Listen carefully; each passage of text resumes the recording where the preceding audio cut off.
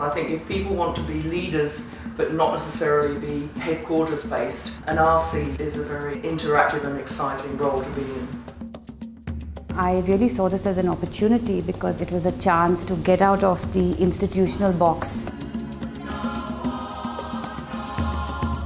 The whole idea that together we can set targets, we can set objectives, I think it can be very, very rewarding to be able to see some tangible results. It is a position which gives an opportunity for you to ultimately drive the resource of the whole UN system to uplift socio-economic changes, the humanitarian challenges, and promote all what we aspire in the UN system.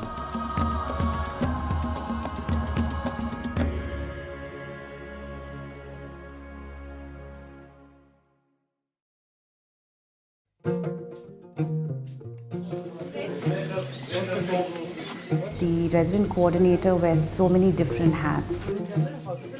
She or he is, in addition to being the RC, is also the designated official for security, the humanitarian coordinator in most cases, as well as the UNDP resident representative. And the task is extremely complex. It's a high level of responsibility and accountability without necessarily the commensurate amount of resources that are available.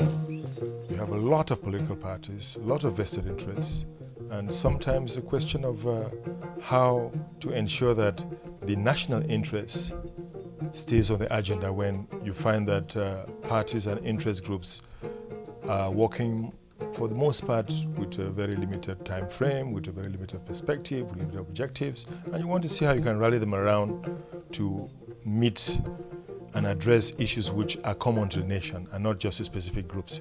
Another challenge that comes is the managing people. You're suddenly going to be in a coordination role, but you're not really the boss. You're not there to give orders and tell everybody what to do. You're there to bring people around a common objective, a common set of activities and common results at the end. So what it is about building trust amongst your equals. It's about harnessing individual strengths for the collective good. It's about winning respect and respecting other views. There is also the challenging of balancing act between the dealing with the government as well as dealing with the advocacy groups, dealing with the donors. If you are with them too much, the government starts saying that, oh, you are bringing the Western agenda, and they don't buy you, they don't trust you. So engaging with them, looking into their interests, broader point of view, and bringing them, engaging them, and addressing that humanitarian challenge in the country is pretty difficult.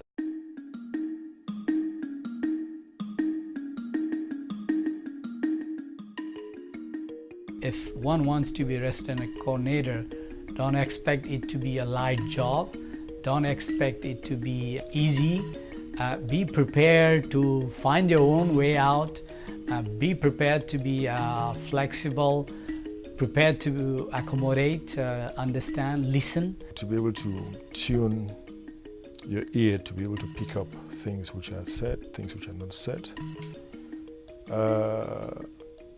As far as dealing with the larger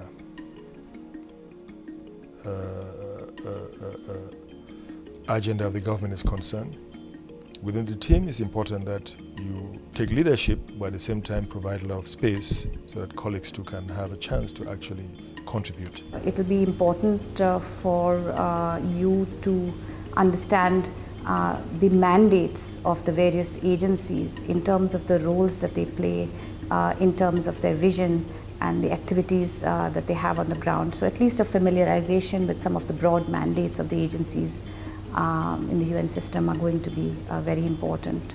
I think something critically important when you become an RC is to learn to let go. You are the coordinator, you're not the one that does it anymore. So if you come from a technical background like I did, the first thing you've got to learn is don't get too bogged down in the day-to-day things. You have to trust your deputies and your country team.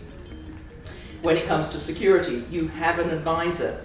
Use him or her. You also have to stand and speak because as a senior most, a lot of times international official or UN official, you have to withhold the UN Charter, and you have to be able to speak the issue of concern as it happens.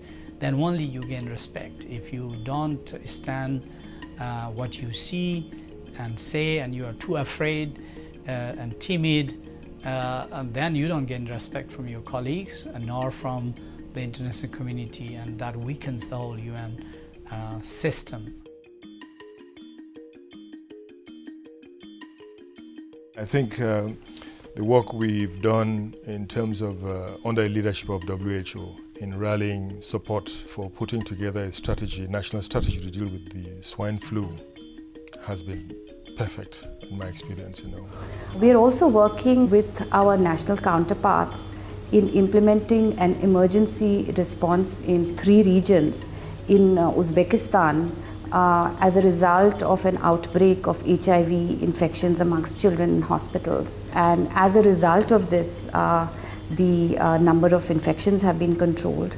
I recollect major issues in the context of my work. I was leading developing a recovery plan for the post-Nargis response, and I was working with donor communities, I was working with national authorities, ASEAN and everybody, and we steered a process and we brought a fantastic product.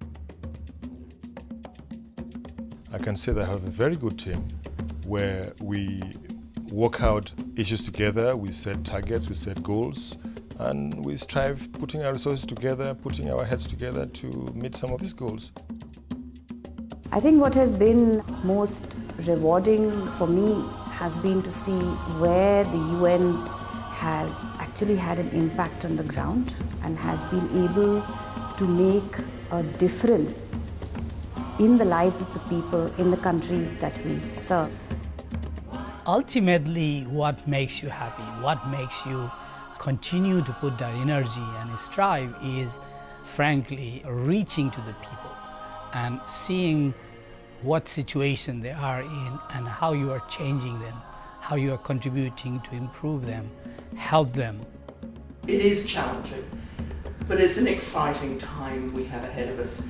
The UN reform agenda, the delivering as one opportunity that's been given to us, is one we should readily embrace and consider an exciting time to be head of the UN system in the country.